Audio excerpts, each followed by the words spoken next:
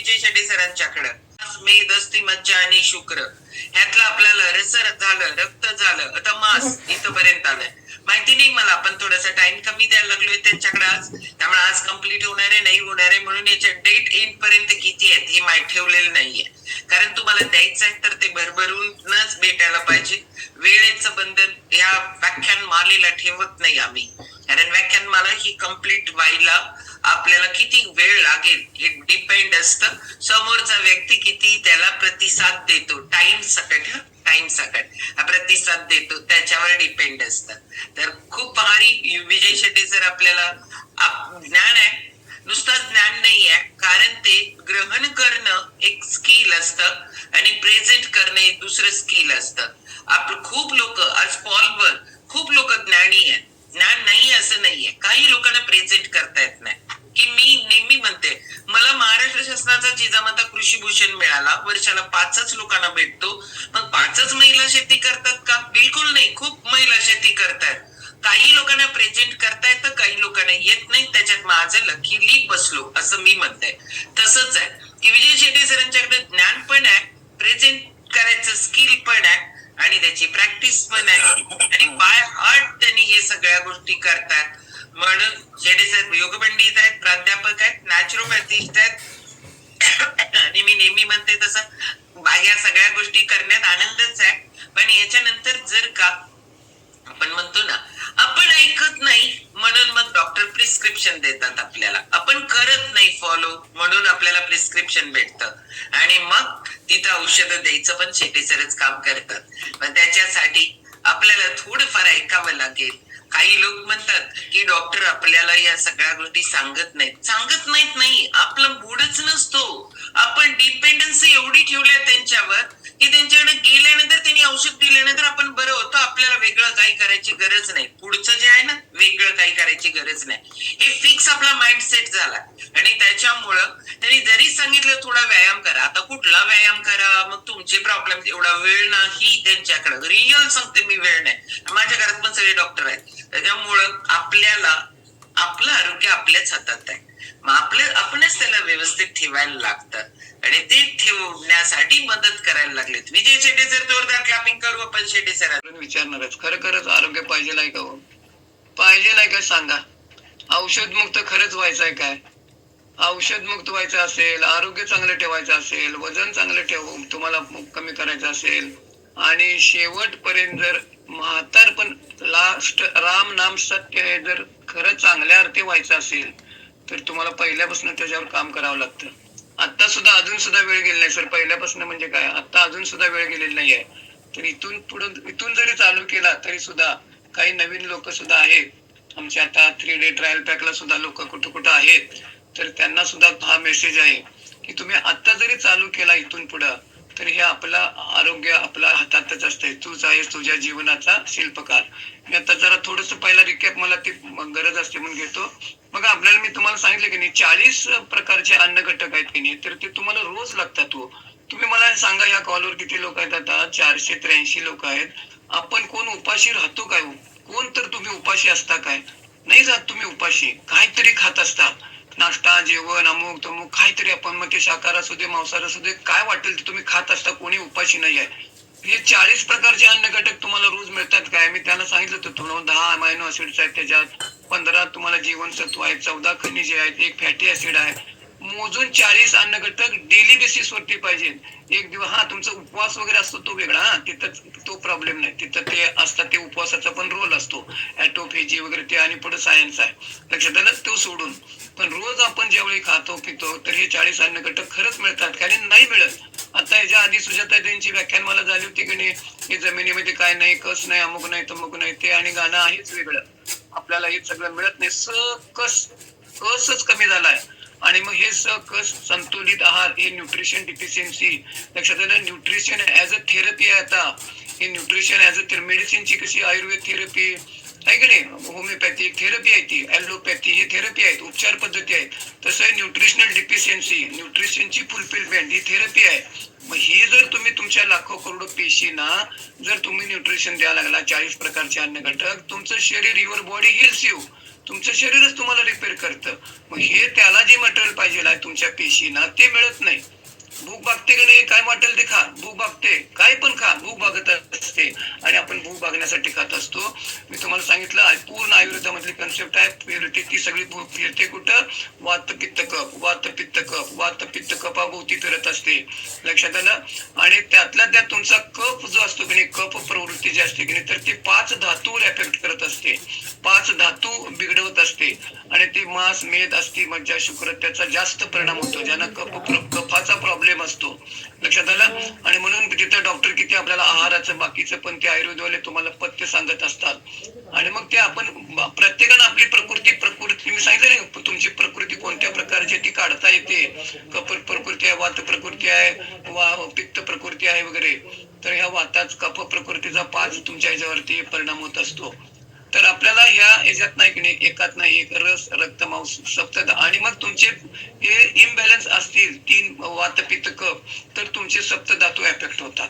लक्षात आलं. 7 धातूंचा त्याच्यावरती विपरीत परिणाम होत असतो. तुम्हाला नाही रोग होत असेच लगेच कुठलेही, तुम्हाला ते रोग आपण जे नावं तुम्हाला ती माहिती आहेत, असं लगेच बसल्या बसल्या तुम्हाला कुणालाही कुठलाही रोग होत नसतो.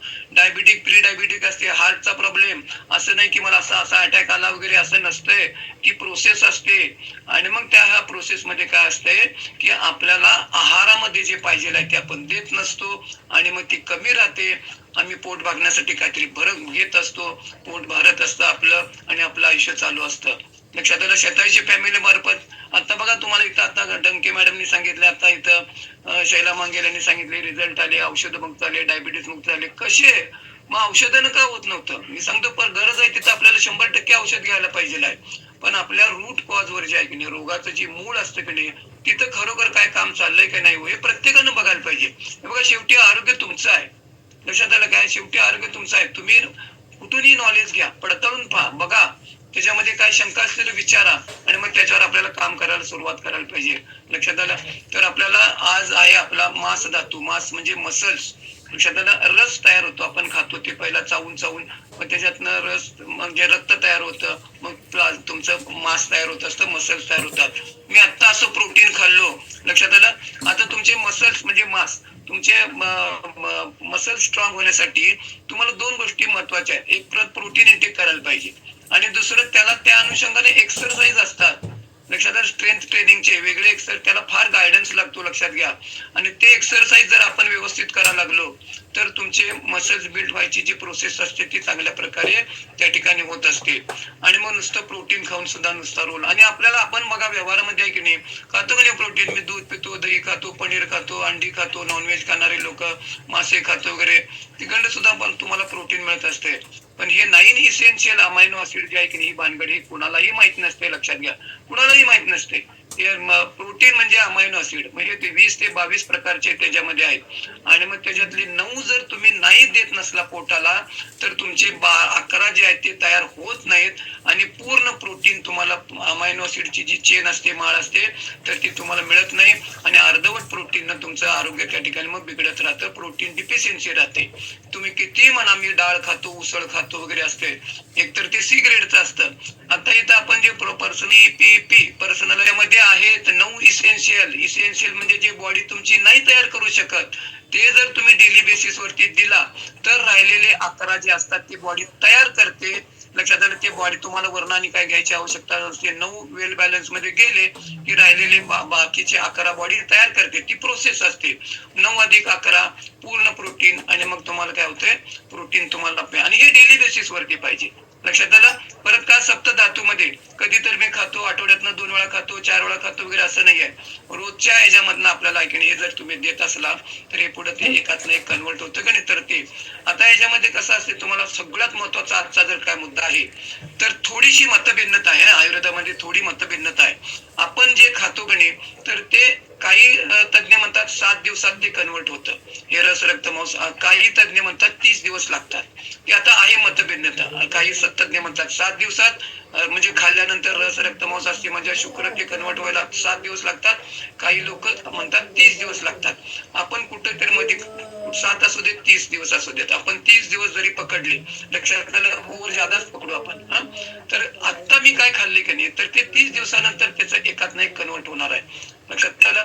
आणि मग आपण काय विचार करतो, मी आता काहीतरी हेल्दी खाल्लंय किंवा अनहेल्दी खाल्लंय, मग त्याचं लगेच तुम्हाला नुकसान किंवा फायदा असं नसतंय. तर त्या 7 धातू, त्या 7 ह्याच्यामधनं ते चक्रातनं फिरत फिरत एकातनं एक कन्वर्ट, सूक्ष्म रूपानं ते कन्वर्ट होतं. आणि मग हा जो अवेअरनेस आहे की नाही, प्रत्येक वेळी बघा, मी तुम्हाला आदर्श स्थितीचं वर्णन करणार आहे. तुम्हाला तुमच्या आरोग्यावर जर काम करायचं असेल की नाही, हे असं नाही आहे, लक्षात आलं की मी काहीतरी 8 दिवस 15 दिवस काहीतरी हेल्दी खातो, किंवा आता बरेच लोक विचारतात, सर हे किती दिवस घ्यायचं, सर हे किती दिवस घ्यायचं. बघा, शेवटी आरोग्य तुमचं आहे, लक्षात आलं का. शेवटी तुम्ही करता की नाही सगळं, धंदा उद्योग नोकरी कशासाठी करता, कशासाठी करता, पापी पेट का सवाल आहे, पोटासाठी करायचं. ते गाणं होते ना, कशासाठी, पोटासाठी आहे की नाही, तर कशासाठी, पोटासाठी, कशासाठी, पेशीसाठी, तुमच्या लाखो करोडो पेशींसाठी किंवा पोटासाठी काय, शरीरातल्या पेशींसाठी, कशासाठी, पेशींसाठी. पेशींसाठी आम्ही काय देतो, आणि नको ते जर द्यायला लागला तर तुमच्या पेशी, लाखो करोड पेशी त्या डॅमेज होतात. शेवटी तुमचा ऑर्गन आहे की नाही, पेशीपासून तुमच्या टिश्यू पासून ऑर्गन, ही जी सिस्टीम आहे की नाही, तर तसं ते होत असतं, तयार होत असतं. मग पेशींचं आरोग्य, तुम्ही हे जे न्यूट्रिशन घेता लोक, तर ते सेल्युलर न्यूट्रिशन आहे, पेशीला काय पाहिजे ते. आणि मग हे तुमचे काय होतात, 7 ते 30 दिवस तेवढ्या ह्याच्यातनं ते कन्वर्ट होत असते.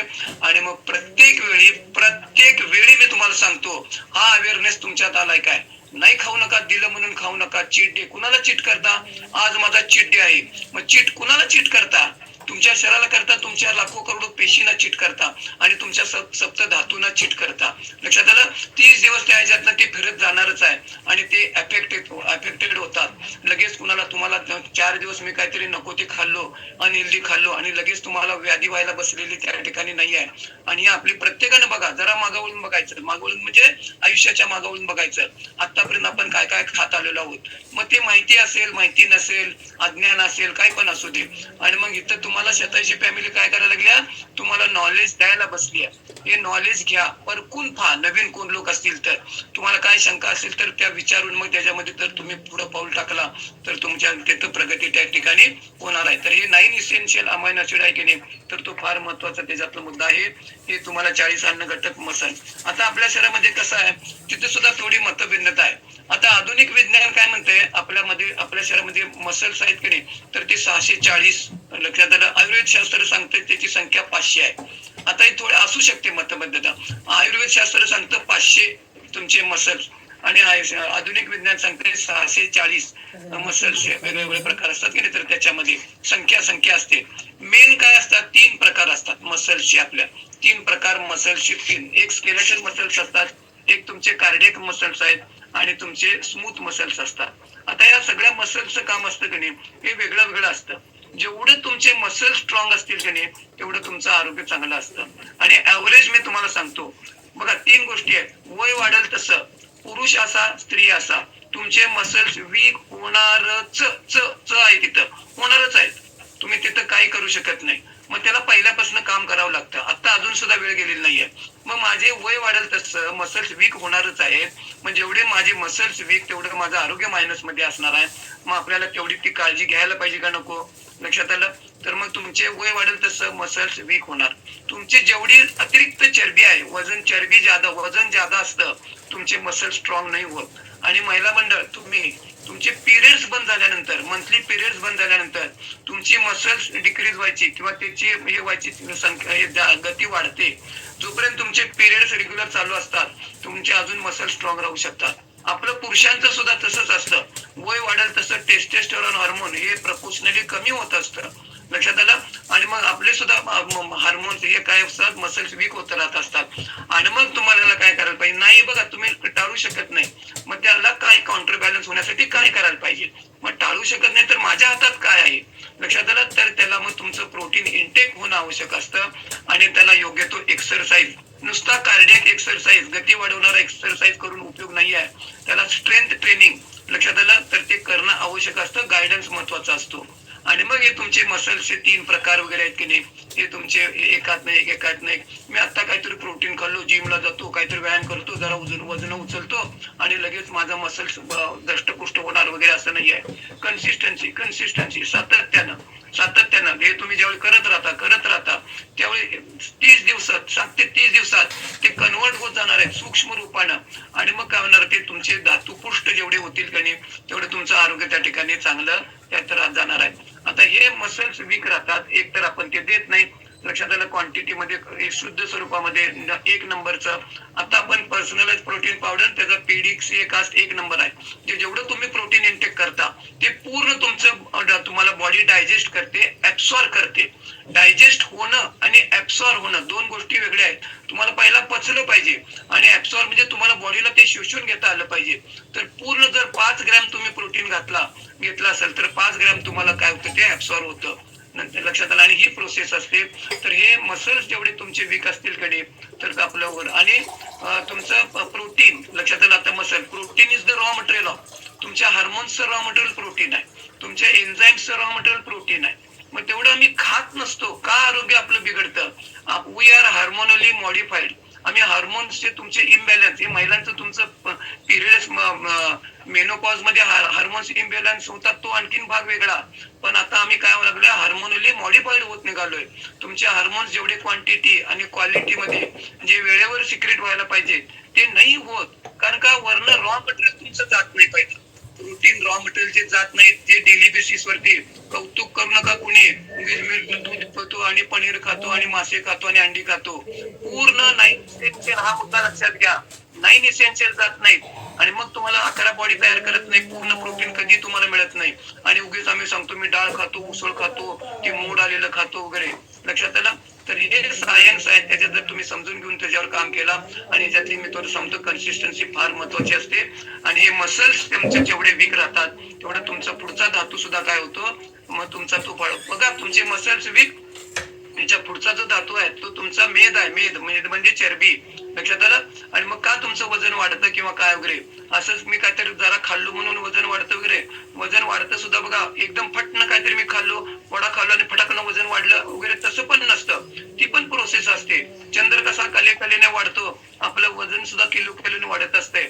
आणि मग ती प्रोसेस असते. वजन कसं वाढतं, काय होतंय, प्रपोर्शनली ते वजन डिवाइड होतं सगळीकडं. आणि मग ते काय होतं, मग आरशात बघताना, कपडे घालताना, हळूहळू आपल्याला आंघोळ करताना सगळं ते दिसत असते. आणि प्रत्येक, मी विनोदानं सांगतो, प्रत्येक नवऱ्याला आपली गुटगुटी बायको छानच दिसते. प्रत्येक बायकोला आपला नवरा गुटगुटीत छानच दिसत असतोय. लक्षात आलं. आणि गुटगुटीतपणाच आपला आरोग्य बिघडत असते. आणि म्हणून इथं शताजी फॅमिलीमध्ये आला, इथं तुम्हाला जे रिझल्ट दिसायला लागले. आज माझा हा टॉपिक, मॅडम लई हुशार तुम्ही, आज तुम्हाला स्वप्नच पडलं होतं वाटतं हे काय पूर्ण होणार नाही. बरोबर. त्यांना सुद्धा माहिती आहे हे टॉपिक मध्ये कुठं कुठं कमी जास्त होणार आहे किंवा काय. आणि आज खरोखर पूर्ण होत नाही आहे. मसल्स वरती जास्त आपल्याला भर द्यावा लागतो, कारण की या मसल्सचा, या धातूचा फार मोठा रोल आहे. तर मी त्या ठिकाणी, त्या उद्या त्या ठिकाणी सांगेन. हरिओम. जोरदार क्लास.